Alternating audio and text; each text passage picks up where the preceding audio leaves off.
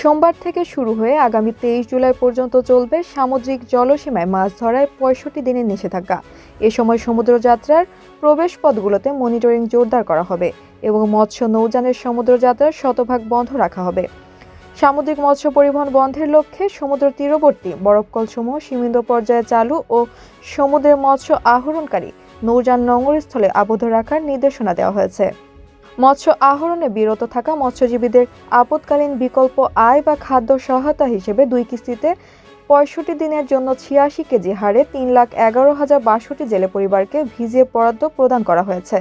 এছাড়া সমুদ্রে কোনো নৌযান দিয়ে অবৈধ মৎস্য আহরণ বন্ধে বাংলাদেশ কোস্টগার্ড ও বাংলাদেশ নৌপুলিশ এবং বাংলাদেশ নৌবাহিনীর সক্রিয় সহযোগিতা চেয়ে যথাক্রমে জননিরাপত্তা বিভাগে ও সশস্ত্র বাহিনী বিভাগে চিঠি দিয়েছে মৎস্য ও প্রাণী সম্পদ মন্ত্রণালয়।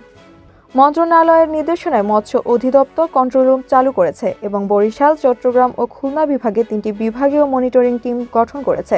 স্থানীয়ভাবে ব্যানার, লিফলেট, পোস্টার, মাইকিং ও সচেতনতামূলক সভা করে জেলেদের মাঝে প্রচার কার্যক্রম চালানো হয়েছে।